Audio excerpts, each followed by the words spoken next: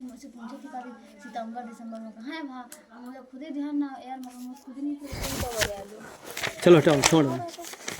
तो चुनाव आयुक्त कौन है अब इस समय में? आपको याद रखना है, ज्ञानेश कुमार कौन है चुनाव आयुक्त वर्तमान में। परसों शायद बार इसकी शपथ लिए हैं, तो परसों आपको यह याद नहीं रखना, वर्तमान लिख देना। जब अगर वर्तमान पूछे ना वर्तमान पूछे तो नहीं लिखना है। वैसे तो तुम्हारे में 11 में है ये सब, अभी तो दिया नहीं है कोई। देखो अब आपका ये क्वेश्चन यहाँ से आपका नियोजित विकास राजनीति, नियोजित विकास की राजनीति, ये चैप्टर से कौन पूछेगा क्वेश्चन? तो ये आपका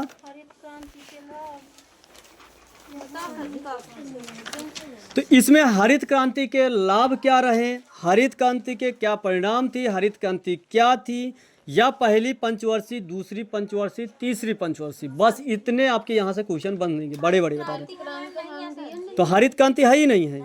हरित क्रांति के किन्हीं दो लाभ बताइए। अब हरित क्रांति से संबंधित है, जैसे आपका दिया है, या इसके असफलताएं क्या हैं? तो देखो हरित क्रांति में देखा जाए तो ये किन्हीं दो लाभ हैं। उत्पादन में रिकॉर्ड वृद्धि की गई, यानी ये हरित क्रांति जब 1966 और 67 में लाई गई तो सबसे ज़्यादा क्या हुआ, इसमें रिकॉर्ड उत्पादन हुआ और फसल में वृद्धि हुई। क्योंकि फसल इस वजह से वृद्धि हुई क्योंकि जो अच्छे किस्म के क्या दिए गए, बीज दिए गए, खाद दिया गया, सिंचाई, सारी सुविधाएं जब दी जाएंगी तो बताओ पैदावारी बढ़ेगी नहीं? बिल्कुल बढ़ेगी। तो यही है कि फसल क्षेत्रों की क्या हो गई, वृद्धि हो गई, उत्पादन में भी रिकॉर्ड वृद्धि की गई।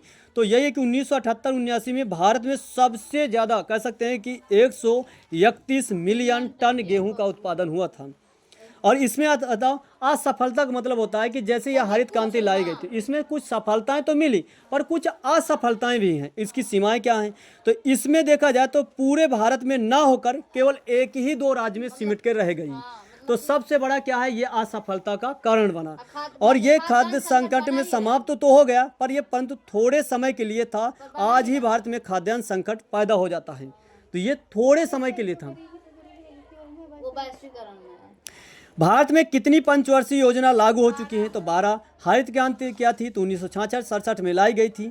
ये कौन लाया था? तो ये आपको याद रखना है। योजना आयोग का स्थापना कब हुई थी? 15 मार्च 1950 को स्थापना की गई और इसकी आयोग को समाप्त कर दिया था तो 13 अगस्त 1914 को, और 2014 को है, 1914 नहीं 2014 को। तो ये ध्यान। बॉम्बे प्लान क्या है? क्वेश्चन बार बार पूछता है। तो 1944 में भारतीय उद्योगपतियों का एक समूह यानी बॉम्बे में एकत्र हुए। इस बैठक में इन उद्योगपतियों ने नियोजित अर्थव्यवस्था को चलाने के लिए संयुक्त प्रस्ताव को तैयार किया था, जिसे हम बॉम्बे प्लान के नाम से जाना जाता है।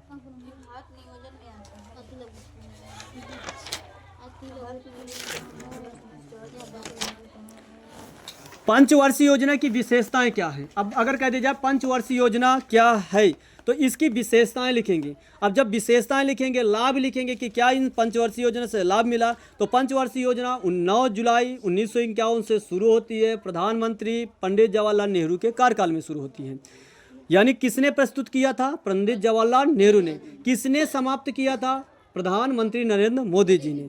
इन पंचवर्षीय योजना का संचालन कब से शुरू हुआ? तो भारतीय योजना आयोग के गठन के बाद से शुरू किया गया था। तो 15 मार्च 1950 को भारतीय योजना आयोग का गठन किया गया था पंचवर्षीय योजना का संचालन करने के लिए।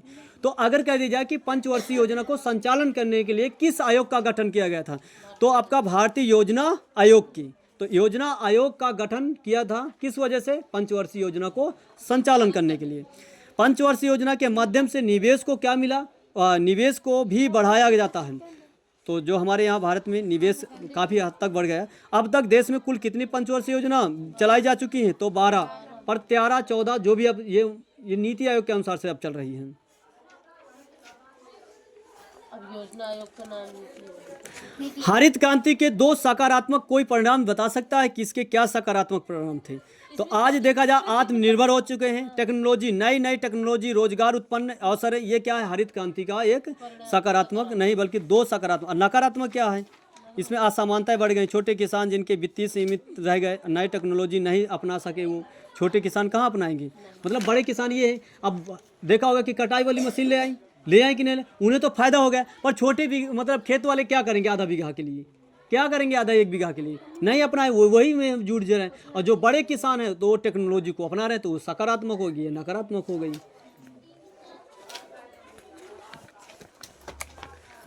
तो इसमें आपका ये ध्यान रखना, इसमें आपका विशेष। अब अगला है आपका भारत का विदेशी संबंध है। भारत का विदेशी संबंध है।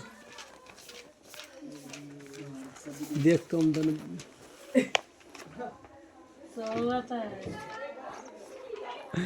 ये छोटे बच्चे में कौन है?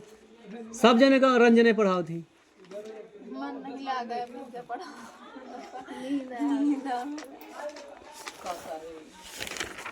क्या कर रहे हैं ना, बस कल से समाप्त नींद हो जाएगी। मच्छर बोले सब तो सीधे गर्दन घर बैठे बैठे ला। घर में भी कुछ दिन तक तुम्हें अच्छा बोर महसूस होगा कि यार, है ना, फिर बाद में आपको धीरे धीरे अच्छा लगेगा। रोज काम बढ़ेगा, काम भी बढ़ेगा, आज फिर कटोरी में सब कुछ निर्भर है। बिहार में रहो शाही जुड़ा तो फिर खाना बना, फिर खाना बना खा गुरु जी चाहे मतलब शरीर भी फुर्तीली हो जाएगा। जो पढ़ते थे काम नहीं करते थे, अब उनको काम करना ही पड़ेगा। पढ़ाई का अब तो खत्म हो जाएगा। देखो हाँ, तब तक नहीं। पंचशील समझौता क्या है, ये क्वेश्चन आपका है। और ये यहाँ दिया है एक ये वाला क्वेश्चन है, भारतीय अनुच्छेद 51 वाला, इसका आपको व्याख्या करना है। नहीं दिए तुम्हारे में?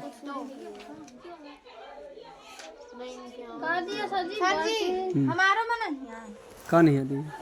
हमरा बजम पढ़ावत छियो। बहुत चीज देखो इसमें अगर देखा जाए तो और दिए हैं आपका कि मतलब पंचशील समझौता क्या है। तो बताया गया था कि पंचशील सिद्धांत भारत और चीन के बीच, प्रधानमंत्री कौन थे? पंडित जवाहरलाल नेहरू। और चीन के कौन थे? तो चाओ एन लाई ने। इनके बीच 5 समझौते हुए थे। कब हुए थे? तो इसमें 1954 अप्रैल था महीना, और 1954 में भारत और चीन के बीच क्या होता है? समझौता होता है। कितने समझौते पर? 5। तो पहला था परस्पर क्षेत्रीय अखंडता, संप्रभुता और सम्मान करना। मतलब हमें ऐसा क्षेत्रीय अखंडता पर मतलब कैसे संप्रभुता का सम्मान करना, मतलब हम एक दूसरे के क्षेत्रीय को क्या करना, मतलब सम्मान करना। और परस्पर आक्रमण न करना, परस्पर आंतरिक कार्यों पर हस्तक्षेप नहीं करेंगे, समानता पर परस्पर लाभ देंगे, और बताया गया कि शांतिमय सह अस्तित्व को बनाए रखेंगे। जो ये इन पर क्या हुई थी? समझौता हुआ था। तो कितने समझौता? कौन कौन से? पूनम बताओ। परस्पर क्षेत्रीय अखंडता को बनाए रखना, हम्म, परस्पर मतलब एक दूसरे का सम्मान करना। हो गया। तुम बताओ अंशिका। मामलों में हस्तक्षेप न करना। तो कब इसके मतलब समझौता किया गया था? 29 अप्रैल। कहाँ हो गया है? कुछ नहीं हम मिला तो नहीं है तो क्या करें? हम मिला नहीं मिला, एक किताब से पढ़ ले मिल जाएगी किताब है। तो आपका ताशकंद समझौता में अगर देखा जाए तो कोई 2 प्रावधान लिखिए। तो इसमें आपका ताशकंद समझौता कब हुआ था? चैप्टर पढ़ते जा रहे हैं तुम्हें। कोई एक चैप्टर निकाले हुए, यानी देखते हैं कि हर चैप्टर को हम बता रहे हैं। एक है बांग्लादेश वाला, ये बीच का, ये मतलब भारत और चीन का संबंध, और बांग्लादेश का ये वाला। सर जी, भारत और चीन के बीच संबंध में तनाव के कारणों का हाँ, तिब्बत समस्या, तमाम समस्या लिख देना। इसमें क्या दलाई नामा वाली राजनीति शरण लेना, ये समस्या है, कारण है मुख्य। सर जी पूछेगा भारत और पाकिस्तान को। सर जी भारत और एक चीन, वाला भारत और पाकिस्तान के। तो देखो ये आपका 1971 बांग्लादेश के किन्हीं 4 परिणाम लिखिए। आपका बांग्लादेश युद्ध के परिणाम स्वरूप 1972 में भारत और पाकिस्तान के शिमला समझौता हुआ। बांग्लादेश के परिणाम स्वरूप पाकिस्तान के कब्जे से पूर्वी हिस्से को निकल गया, और युद्ध से परिणाम स्वरूप शांति को काफ़ी वृद्धि हुई और भारत को एक क्षेत्रीय शक्ति माने जाने लगा, ये कह सकते हैं। इसके बाद एक नया राज्य बना, यानी दोनों भारत और पाकिस्तान के बीच में जो लड़ाई होने के बाद एक बांग्लादेश का एक नया देश बनाया गया। ये परिणाम आपके 4 लिख सकते हो। शिमला समझौता कब हो? 1971 में। तो 71 और 72 में दिया रहता है। तो पाकिस्तान के ऐतिहासिक मत दी गए थे, और 72 में सम्मेलन को बुलाया गया था। तो शिमला समझौता 1972 सम्मेलन हुआ था। कांग्रेस और पूरा पुराना निरपेक्ष जरूर है। गुट निरपेक्ष नहीं तो क्या है? कहाँ जरूर से जरूर है। जरूर से चाय कहाँ है ये चाय बताओ बताओ। लगा ले चाय अथवा में दे तई थोड़ा लगा के दे लगा ले लगा कैसा था का खाए में सारी जीभ दब जा खाए माँ हमारे ले कहते जैसे बात अरे दब जाती होगी। चलो हटा। जम्मू कश्मीर की समस्या वही आ गई ना फिर। ये समस्या तो तुम्हें पता है। सर जी कांग्रेस पे आज वाले मुंडा वाला बताते मालिक 3-4 दिन हो गए